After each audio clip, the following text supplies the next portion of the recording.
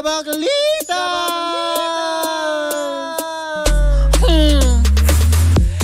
Same, pero iba dahil mag-isa pa din ako, diba, na nakakaloka. Dahil ang aking partner ay nasa City of Pines, diba? Nagbabakasyon ang bakla, diba? Mare, don't forget the pili nuts, diba? Na nakakaloka, enjoyin mo lang yan dyan, diba? Sa pagbabalik natin sa Lunes, malamang kasama na natin ang bakla, diba? Sana talaga may dala siyang pili nuts, no? Na nakakaloka. Kayo ba tuloy pa rin mong nakatuto ka nakikinig sa number 106.7 Energy FM? Pagka wag mong sabihin radyo, sabihin mo Energy! Diba? Sa ngalan pa rin ang aking partner na nagtatampisaw sa mga pine trees. Nagtatampisaw. Ako mo si Kapitana Sisa at ito pa rin ang Baklita sa Woo Woo! Ay, diba? Ang taas ang enerhiya, Friday na. Ganun-ganun talaga, Mare. Diba? Ganyan talaga dapat. Hello sa mga patuloy pa rin pong nakatutok sa mga karinderya, sa mga palengke, and of course sa mga jeepney. Alam mo yun, rumaragas ang mga jeep ng Cubao de Visoria. Hello po sa inyong lahat dyan. At syempre, Pasig Quiapong Jeep. Hello po sa inyong lahat. Magandang araw. Eto na, magchismisa na tayo. Eto na pinakiintay dahil, diba? Bagamat alam naman natin na gumagawa ng ingay, ang isang miyembro na kung tawagin ay kapisanan ng social media broadcaster ng Pilipinas Inc. Nang una silang magsampa ng kaso sa mag-asawang Ayon Perez at Vice Ganda. Ngayon naman, meron na naman silang idinidemanda. Nakakaloka. Si Tony Fowler. Ay, bakit? Tahimik lang naman si Tony Fowler sa umpisa. Kahit hindi mo siya pilitin. Malasing mo lang ako agad sasama. Kahit hindi mo ako akitin, meron ka bang lemon? Gusto kong tequila. Diba? Alam mo, dapat kung ako kay Tony Fowler, ayain na lang niyang mag-tequila shot itong mga, alam mo yung grupong ito. Baka maayos sa maboteng usapan. Hindi nga, ito na nga ang chika. Kasi nga ngayon, ay para bang nire-review or pinagtutuunan ng pansin ng nasabing grupo ang kanyang 3 videos na kung saan nga naman diba na may pagkamalaswa. Oo. Pero may pagkalaswa naman na yon ay umayon din naman sa restriction ng YouTube dahil ito ay R18, kumbaga 18 years old for legal age. Parang naka-private setting yata ito at hindi naman to in-expose publicly. Kaya nga naman maraming taong nagimbal na naman na parang tipong anong problema ng kapisanan ng mga social media broadcaster na naman dito kay Tony Fowler, ididemanda daw nila.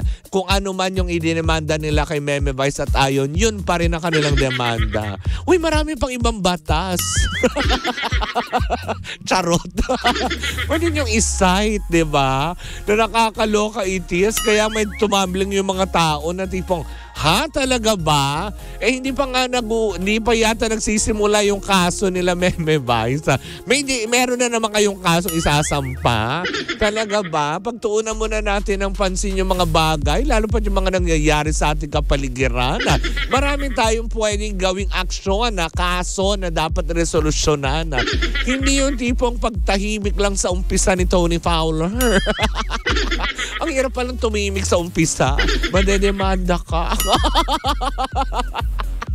Nakakaliyon nga. Kasi nga, diba, may mga masiselan daw kasi na tipong ganyan. Pero, diba, sabi ng ibang mga netizen, teka sandali para sa grupong ito na dumaan din siya sa restrictions, policy, guidelines mismo ng YouTube na kung saan nga naman hindi ito akma sa mga pambata. Ito'y pinanonood lamang ng mga legal age. Oo, meron mga explicit content.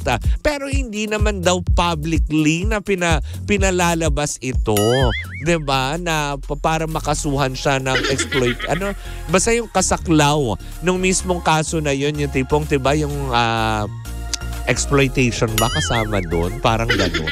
Yung tungkol doon sa paglalabas ng mga kaimoralan, yung mga tipong ganyan. Ay, teka, sandali. Masyado niya namang hinusgahan si Mami Oni. Baka bigyan kayo ng iPhone 14 yan. Char! Diba? Baka naman pwede naman mapag-usapan na lang to sa mabuting usapan. Magdadala daw siya ng tequila! O, diba? At syempre, sa pag-uusap niyo may pag-giveaways na iPhone 14 Pro Max.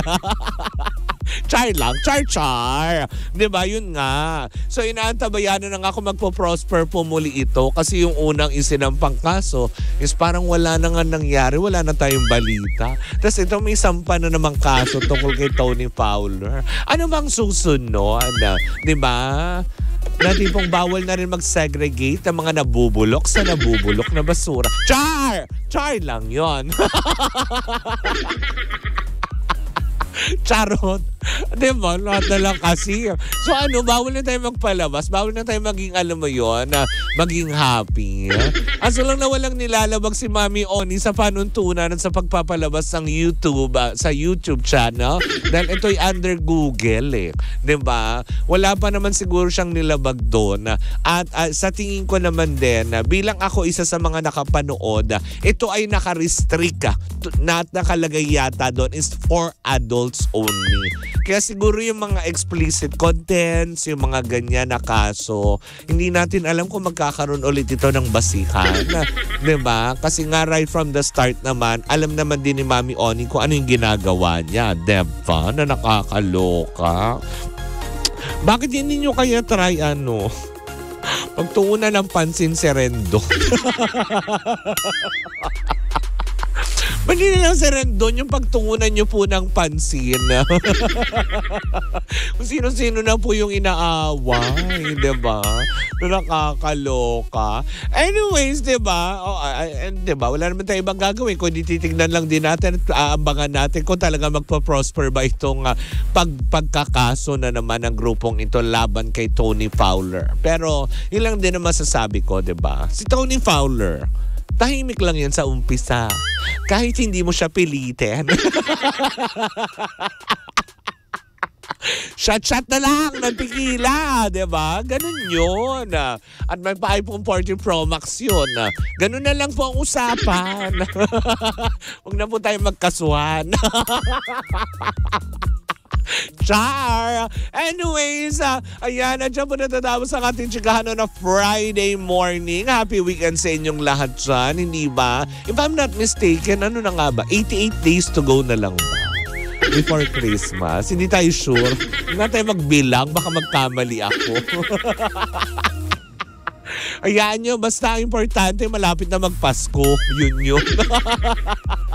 Muli po ako sa Kapitana Sigsa sa ngalan ng aking partner na si Tita Cora. Ito pa rin ang Baklitas. Woo! Woo! At tuloy-tuloy pa rin po ang ating tugtugan. Siyempre dito po lamang yan sa number 106.7 Energy FM. Panggawag mong sabihin radyo, sabihin mo...